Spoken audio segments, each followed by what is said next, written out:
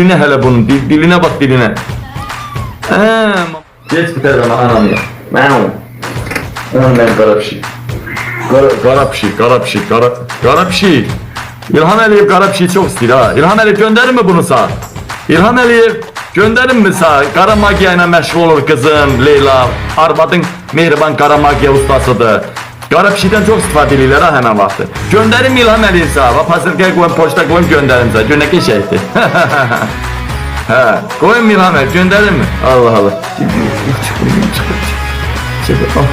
Ha, değerlenmeden değerli soydaşlarım. Demeli. Yavaştırma.